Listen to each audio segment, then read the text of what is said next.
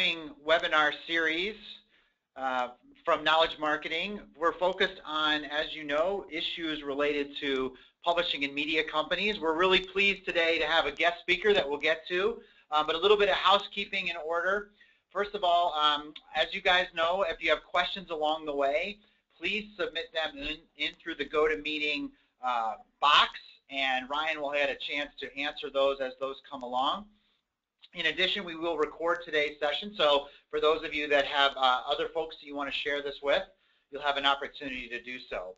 As a reminder, here at Knowledge Marketing, we focus on creating technologies and services to help solve the needs of the publishing and media marketplace, really around 5 key areas, from unifying a publisher's audience database, email strategy, helping them modernize their circulation management function. We help them capture the growing world of behavioral engagement. And again, we help empower media sales success. So we're pleased to have you on here, and we look forward to having a great session today. I'm proud to introduce to you Ryan Dohrn. Those of you who know Ryan know that he's a very dynamic speaker, a very talented young man that focuses on some really revolutionary new ideas in the world of media selling. And we're blessed to have Ryan join us for today's webinar, and we'll let him take it from here. So Ryan, take it away. Awesome. Thanks so much, Brett, and thanks everybody at KM and Knowledge Marketing for the opportunity to talk about one of my favorite subjects, which is advertising sales, and more importantly today, to spend a little time talking about how audience data is reinvigorating advertising sales. Because let's be honest, I mean, what are we going to do today to really get advertisers excited about what it is that we're selling? Are we going on these sales calls and talking about the same old thing? Well, man, I think it'd be awesome if we could actually get on some of these sales calls. I mean, one of the things that makes me different and unique, unlike a lot of folks that are out there training salespeople, is that I actually sell media every day. I sell all the sponsorships for one of the largest events of its kind in the country. Still have some outstanding media contracts that I sell. So everything we talk about today is things that have been put into practice by me and by my different various teams all around the country.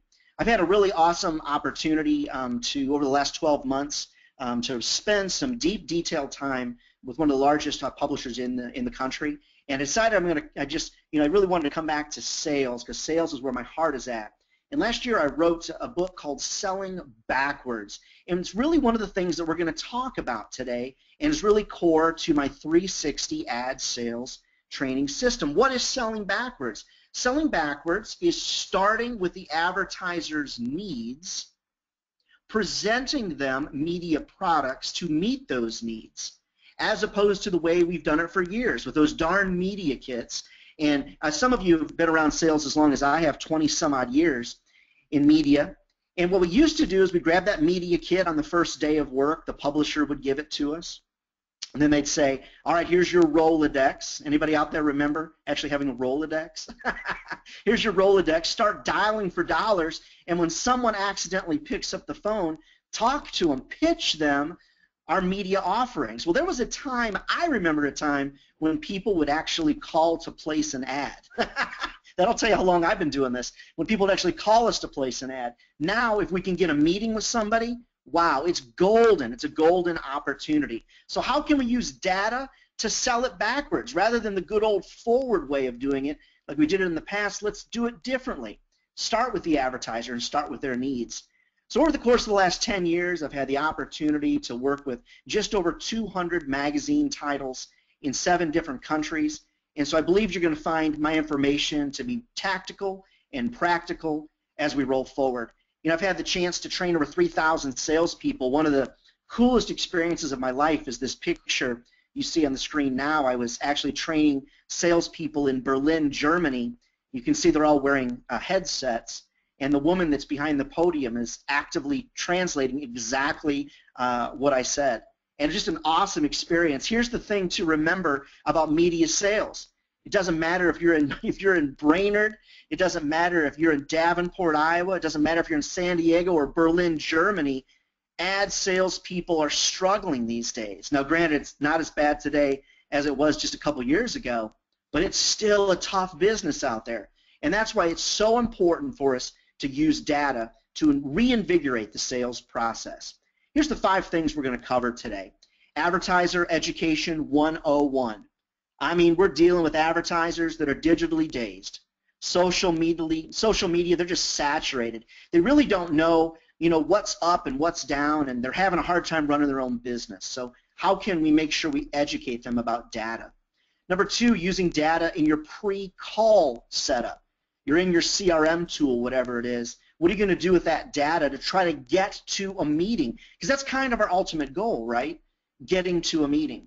Third thing to cover, using data to drive those sales calls. Once we have a chance to get on the phone with somebody or get in front of them, what are we going to do to drive those sales calls with data?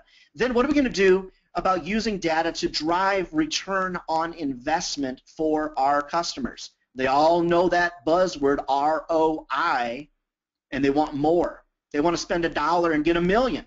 Mostly they're unrealistic. I think you and I would agree with that. And then the 5th thing we're going to talk about is improving sales proposals. Now, we're not going to wait to the end for questions. If you have questions, drop them over into the chat window on the right side of the screen. I'll see that pop up, and it's not going to bother me at all. Love to get your questions as we roll through this, and we'll do our very best to answer them as we roll along. All right, let's get started. Advertiser Education 101, Highway 101, if you will. There's a crooked road. It's a road that is dealing with a lot of advertisers that are confused, and some of them don't even know how to run their own business. Advertisers fundamentally, this is so important, fundamentally advertisers do not buy what they do not understand. And it's important for us as media salespeople to remember that, especially when it comes to data. We're going to talk a little bit more about that in a second. But if we go in with guns a-blazing and we start spouting out all kinds of facts and figures on how our data can be broken down 100 ways to Sunday, it is highly possible that you're going to hear this. That's dead silence. You're going to look back at you like a deer in the headlights look. It's not that they don't want what you're selling. It's just that they are not going to buy things they don't understand. A lot of times when I go in to work with a sales team at a media company for a couple days, they have so many ideas as to what the problem is, as to why their sales aren't strong. And one of the things I can share with you is very often the product's fine, the price is fine, the people are fine, but the process is off. The way that they're selling to the advertiser is just fundamentally wrong. So when we're talking about data, because that's our function today that we're talking about, is that we really have to create what I refer to as a path of least resistance. We need to make it as simple as possible for someone to buy our data-related services or our media services in general. We can't overwhelm, we can't dazzle them and daze them and confuse them because people fundamentally won't buy if they don't understand. Think about this. How many times have you bought something when you absolutely didn't understand what it did? Now, you might buy a car that might have a feature that you don't understand. You might buy something on a computer and you don't exactly understand everything, but for the most part, you get it. Well, very often we'll pitch a media product to an advertiser, and they're not going to buy it because they don't understand what it is that we're selling. So what do they say to us? They'll say things like, wow, that sounds great, Ryan. Why don't you give me a proposal and I'll consider that. And then we get all excited. We run out the door and we tell our boss, hey, we got a proposal. I'm going to write a proposal. And then you never hear from that advertiser again. That's why I'm a big fan, point 3 on your screen right now, about creating simple one-sheets, creating simple sales one-sheets. Now, I'm going to give you a little warning before I say this. All the publishers out there, don't hate me for saying this, but I'm not a big fan of media kits. It's not the media kit itself. It's the fact that they're compiled in what oftentimes looks like a 40 to 50 page PDF file. It's something I've fought for years. I'm a much bigger fan, when we're talking about Education 101, of creating simple one-sheets, especially one-sheets that are graphically driven. It's not the media kit itself. Usually within that media kit, there are things that are awesome. But half the time you could throw out 20 of the pages because they're just filled with text. So we need to practice the simple approach. No matter what the data services are that you can offer, no matter what your media offerings are, you need to practice the simple approach. Strip it down, present the nuts and the bolts. Don't get so excited about the data that you overwhelm people. You want to present things that are important to the client and to their needs and their desires. Remember something, you're not trying to save the world, you're just trying to sell them a media product. And I think that's important. Now, a side note here, I would really encourage you, if you have some great products, I would encourage you to use videos to explain those complex issues. Because what you're going to find is that an advertiser will potentially watch that video 3 or 4 times, but they're only going to hear it from you maybe one time, and they're going to be too embarrassed to ask you to re-explain it again. They don't want to be that person that doesn't get it. Well, I think you and I both know that a lot of advertisers, they just don't get it. They don't understand. So that's why I like to use just simple screen capture videos to explain complex issues. So just remember, before we move on, when we're going to start talking about data, which is going to enhance the sale, it's going to give them better return on investment, we have to keep it simple. If we don't, we're going to overwhelm, we're going to daze them, we're going to confuse them, and they're not going to buy it because they're not going to understand it. All right, don't forget, if you've got questions, feel free to chat those over or put them in the chat box, and we'll weave those into the conversations.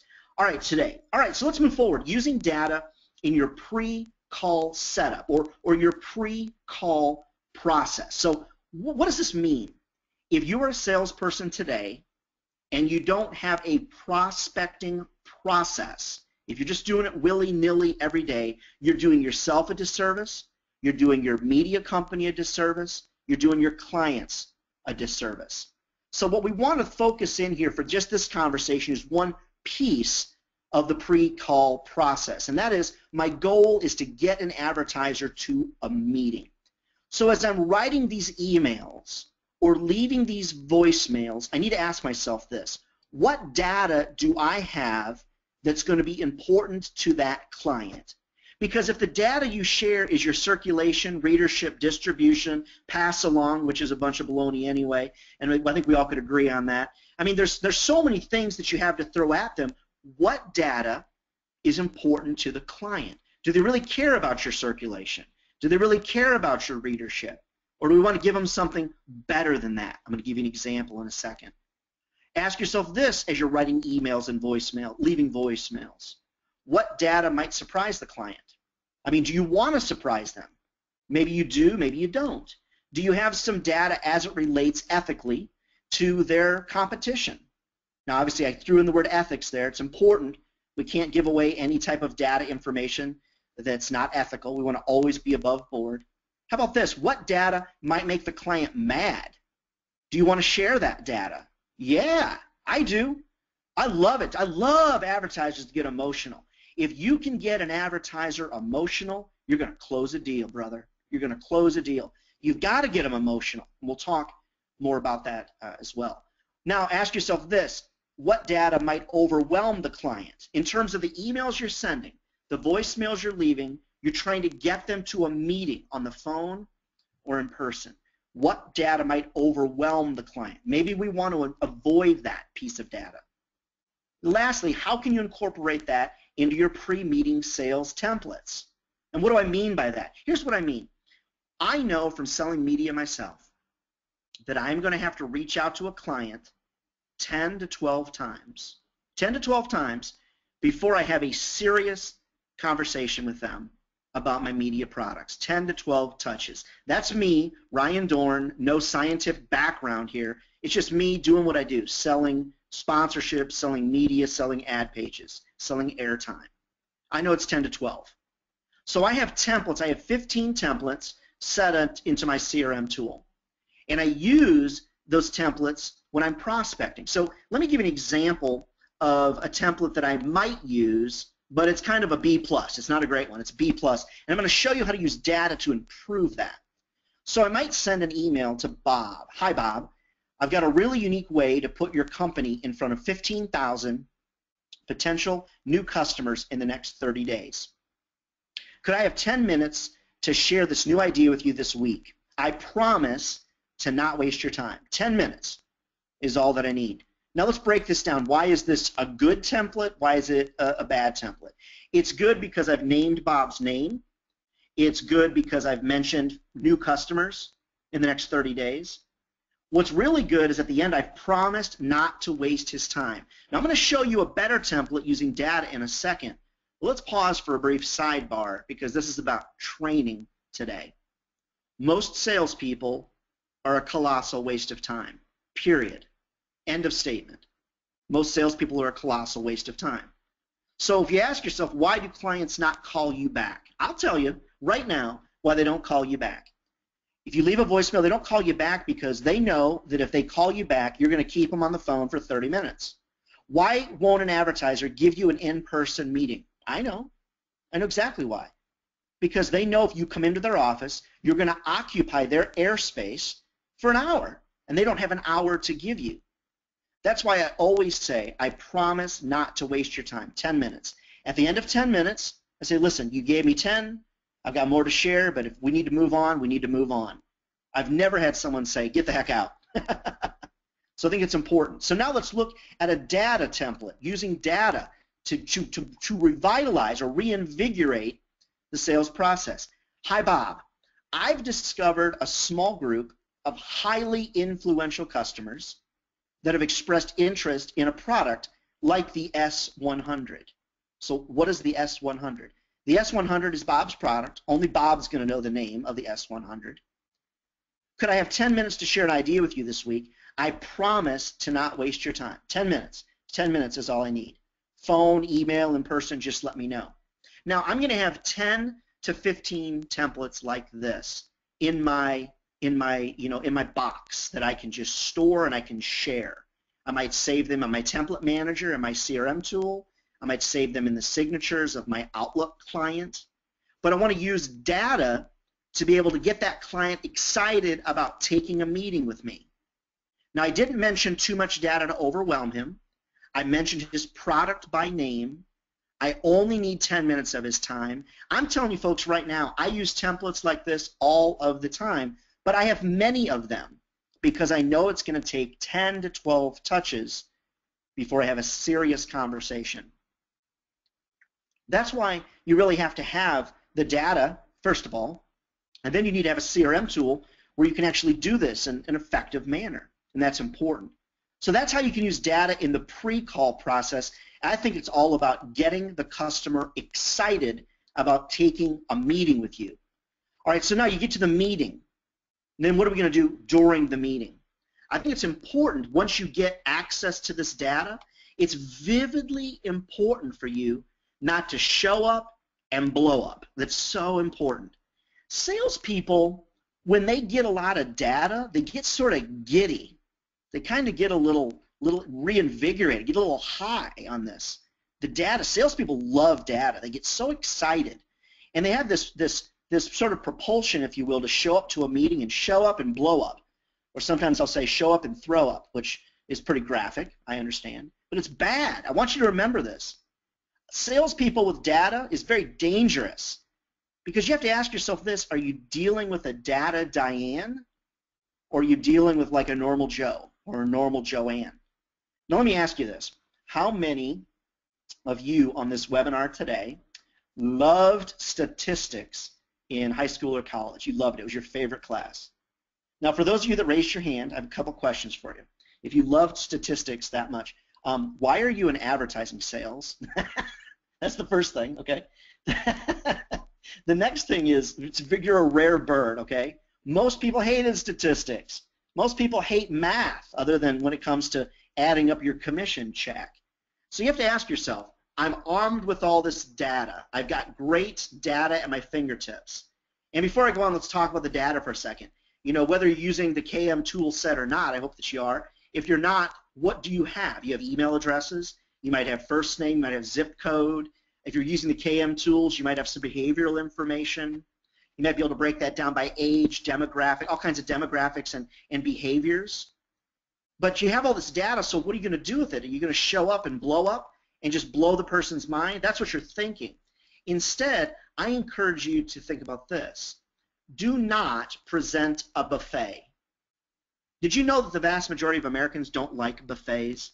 Why is it the vast majority of Americans don't like buffets?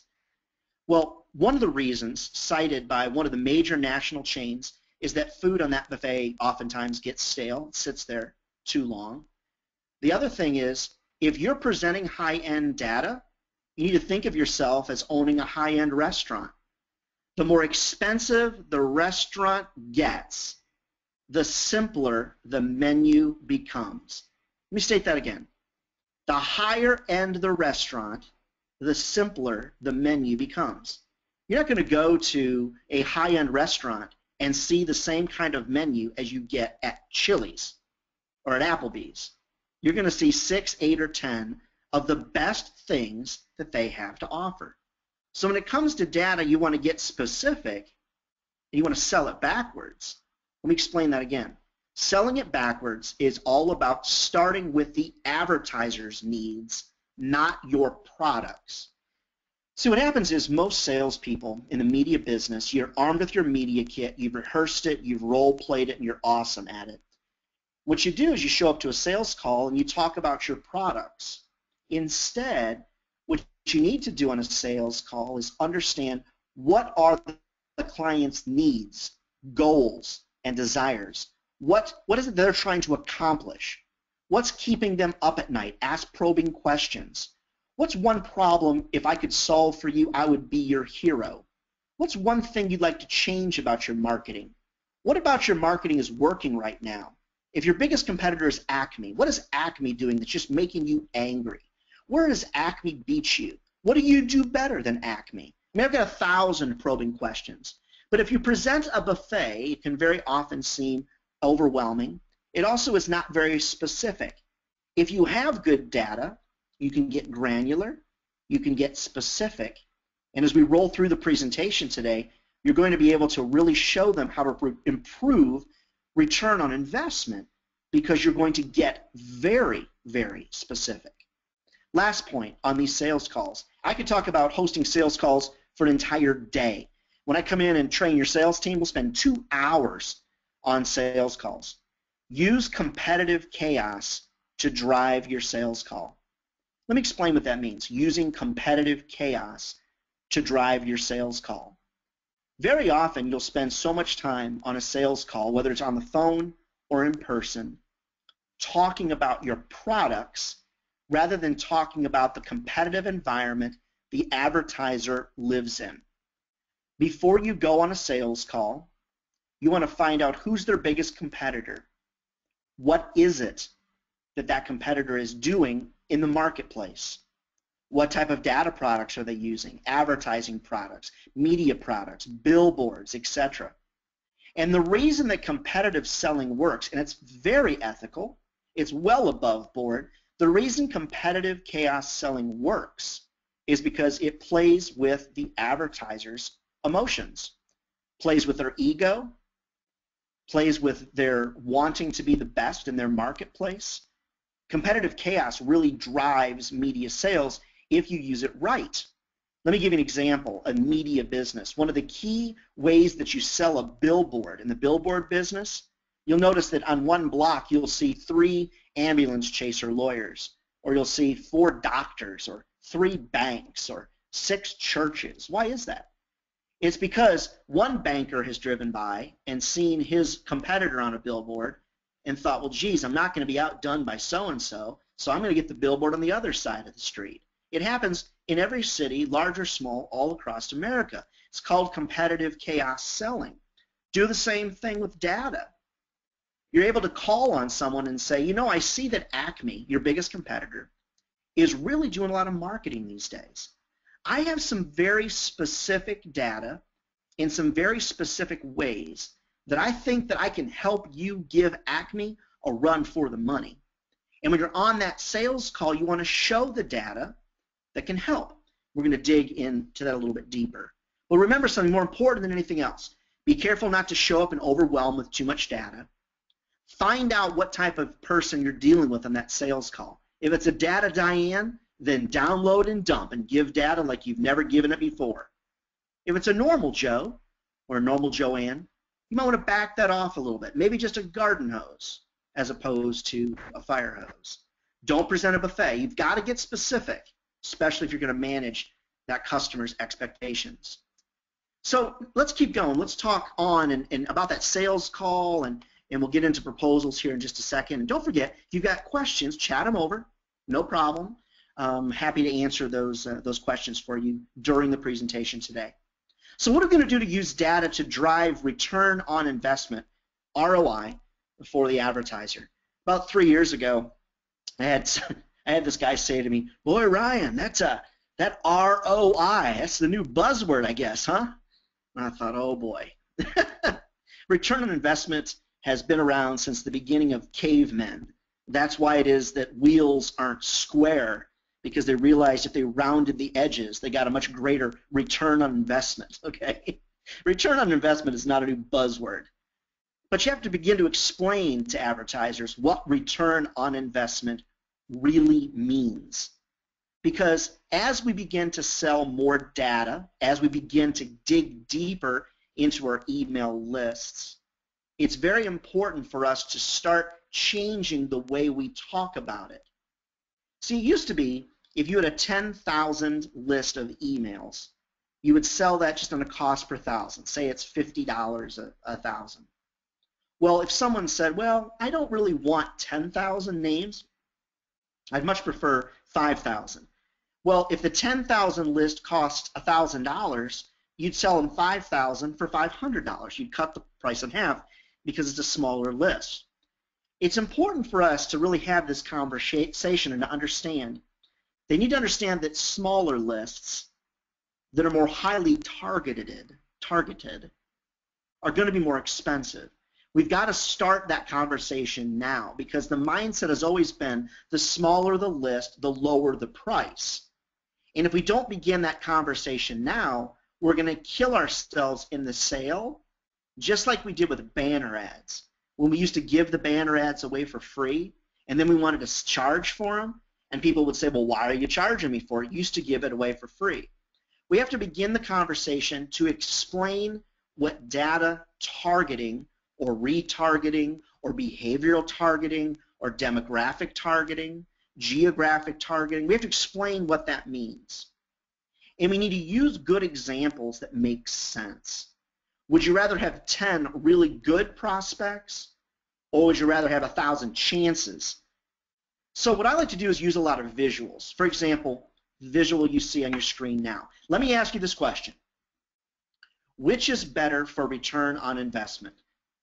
The picture on the left or the picture on the right? Now, what would most advertisers say? Most advertisers would say the picture on the left. Why?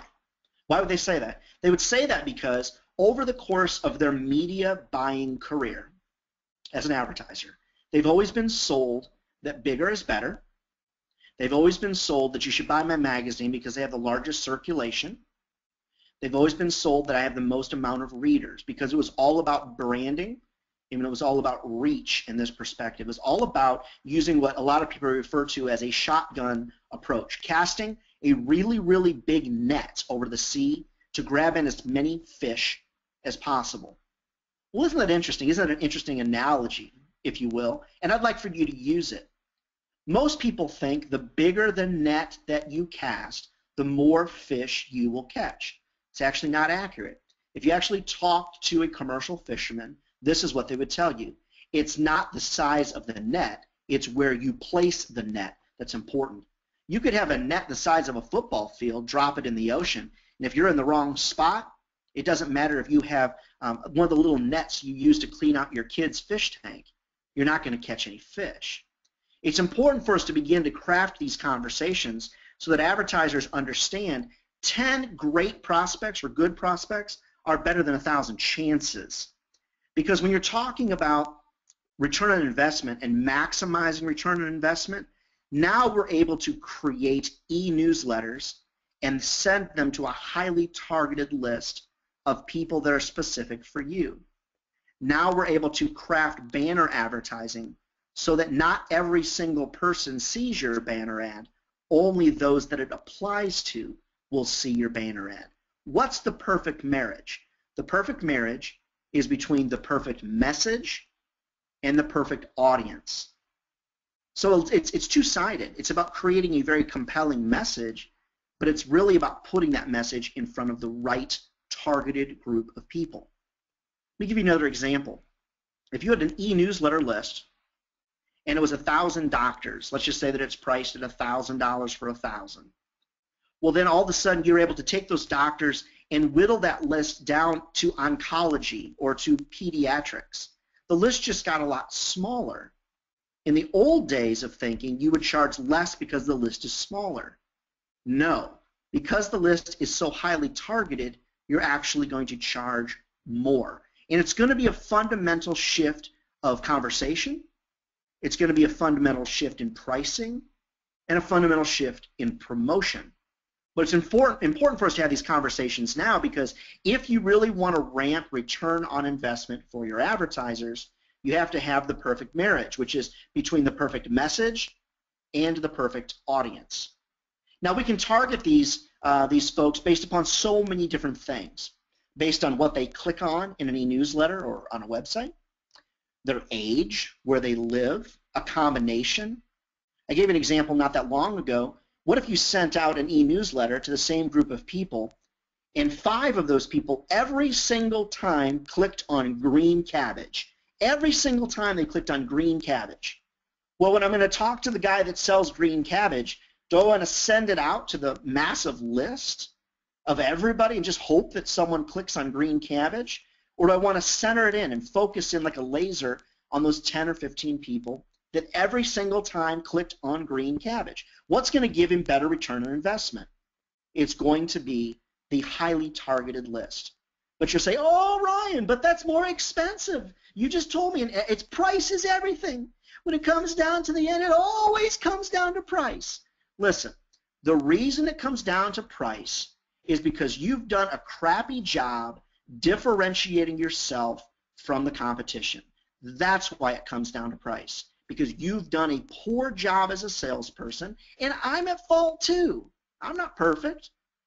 I'm at fault too. We've done a bad job differentiating ourselves from the competition. I've got a whole workshop that I teach called the D factor, and that doesn't stand for Dorn, the D factor. What is your differentiating factor? What makes your media product, your email list, your retargeting efforts, whatever it is, what makes you different from the competition? So when push comes to shove, it doesn't always come down to price. Will people pay more for something if they understand it? The answer is yes, they will. If someone understands, they will pay more. How can I prove that to you? I've used this example 10,000 times around the world, but it rings a little more true in the United States. Why do people pay extra for a Lexus when they know that it's a high-end Toyota? Well, maybe the brand, maybe the logo, maybe the upgrades. They understand they're getting a Toyota. Well, I guess maybe some of them don't. But for the most part, people know that just it's a high-end Toyota. What's an Infiniti? A high-end Nissan. You know, so people will pay more when they understand. And a lot of times it comes down to you. The differentiating factor comes down to you.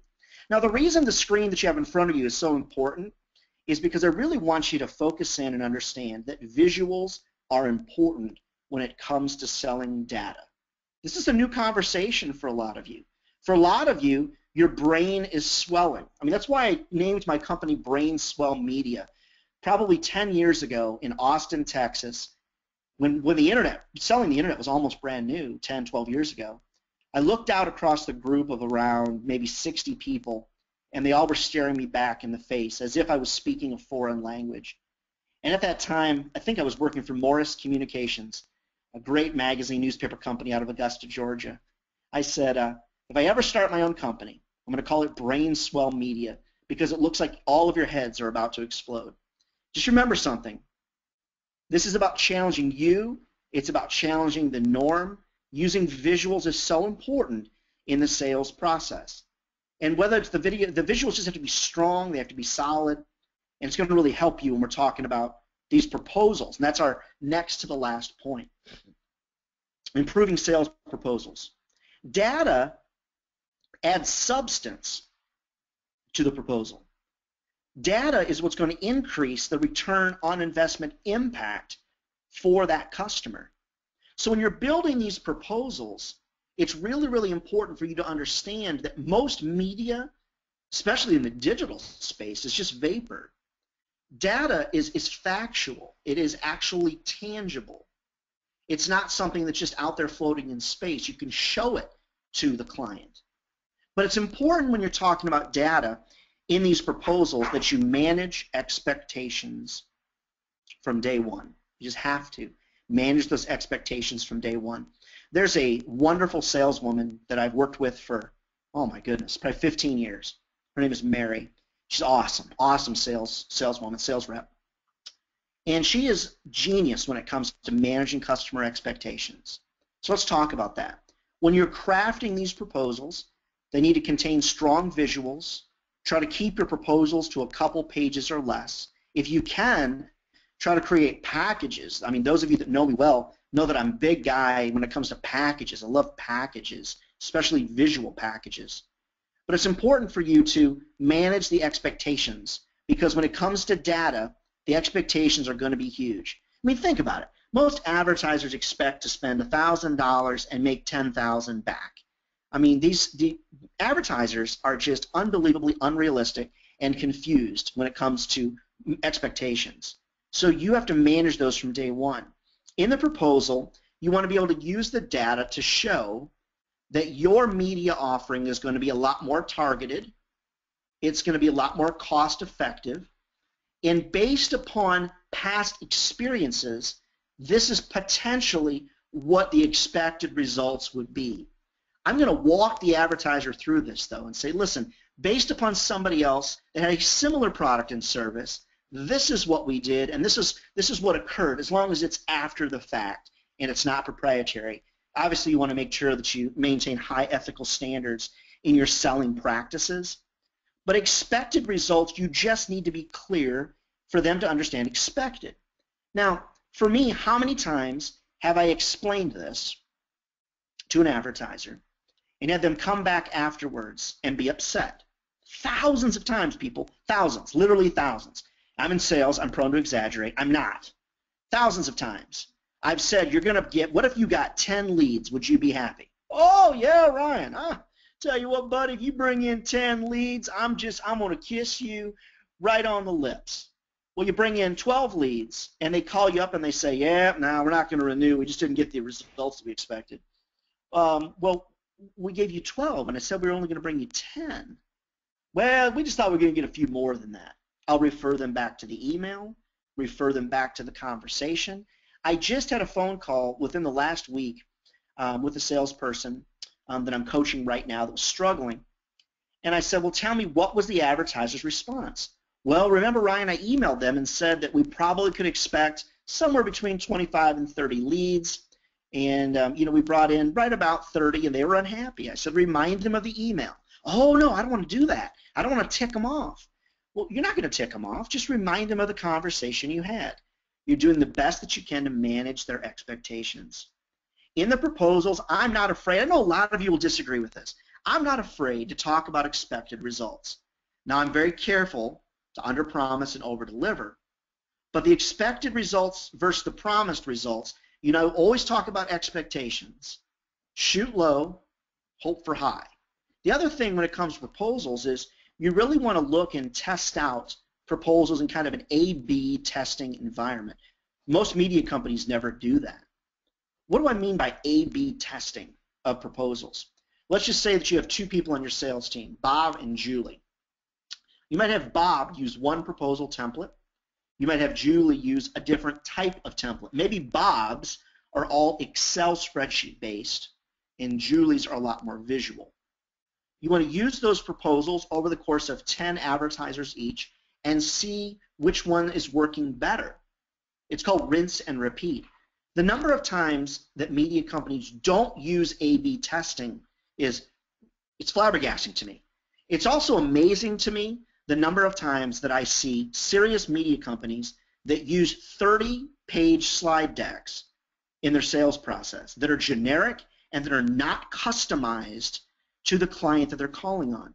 If you have access to the KM tool set and you are cranking out generic sales proposals, shame on you, because you can use the data as substance to that proposal. Get down into the nitty-gritty. Don't be afraid. If it doesn't work out, it doesn't work out, but use past examples. There's nothing wrong with painting a picture of potential. Expected versus promised. Now, I don't guarantee results. I'll often talk about what we project. I don't guarantee. I did a guaranteed proposal about a year ago, and it haunted me for a year, so I don't do that. But when I find out what proposals work, then I'm going to be rinsing and I'm going to be repeating. All right, so those are our 5 points. So where do we grow from here? What do we do to take this to the next level and put this into action this afternoon? Identify opportunities based on the data that you have. So get with whoever is the admin of your data, your IT person, whoever it is, and identify, okay, what data do we have? How can we break down our data? Keep it simple. Maybe you just want to focus on e-newsletters. Maybe you don't want to focus on website conversions or retargeting right now. Maybe you just want to focus in on age or a particular demographic. But identify the opportunities based on the data that you have. Now, if you don't have any data, okay, you need to get rolling or you're going to get rolled over. I promise. Let me give you this example. If I'm selling and I have data and you're selling and you don't, I promise you, even if I'm not all that great of a salesperson, the person with the data is going to win because data is factual, data is king, and data is what people want today. Advertisers will get excited about data, so if you don't have it, well, then that's the first problem that you need to address. Third, determine what data is right for what client. Sell it backwards. Stop this forward selling process where you create this awesome media kit and then you go out and you start pitching off of this media kit. It doesn't make sense. Over the course of about the last year or so, I worked with a wonderful saleswoman. She was young and had a lot of personality, and she got it. She really, really got it. She understood that she needed to determine what data was right for what client. She'd only been selling for about a year, but she drank the Kool-Aid. She really did. She bought into it, and she never sold off that media kit. Instead, she would try conversations with a client just to try to determine what is it that their needs were. If she couldn't get them on the phone, she'd try to project that or predict what it was. She'd sell it backwards. Rather than presenting a media kit or a generic slide deck, she would sell it backwards. She determined what data is right for what client. Now, if you don't know, then you get together with your team. Get together with your team and talk about your client and figure out what data they want. Then segment that data to improve the ROI and the total sales for your team and for those clients. Get that data down to the nitty-gritty. Figure out what you have available because every piece of data isn't going to be perfect for every single client. Next, identify proposals that work and then reuse those proposals. I'm amazed at the number of times that there's a winning salesperson on the team and everybody doesn't copy their proposal template. Come on. Shadow those people that are awesome, emulate those people, and you're going to see a growth in your sales. And here's the last one. You're not going to like this at all. Practice. Practice all aspects of using data in the sales process. Now, role-playing stinks. Why does role-playing stink? Role-playing stinks because most of the time it's a joke. But let me tell you this. The best in the business practice. Tiger Woods practices like crazy. Michael Jordan, at the top of his game, shot 100 free throws a day. People like the Robert Redfords of the world and Julia Roberts, they teach drama classes just to stay sharp. The best in the business practice every day. And you need to grow too. Now, one of the ways that you could grow, this is blameless self-promotion here, one of the ways you can grow is going over to 360adsales.com, one of my websites, sign up for that monthly e-newsletter. Yesterday, we started a 12-week challenge. If you want to win $500 for yourself and $5,000 in training for your team, sign up for that e-newsletter and sign up for our 12-week challenge. A lot of it has to do with habits of superstar salespeople. One of the habits is superstars sell using data.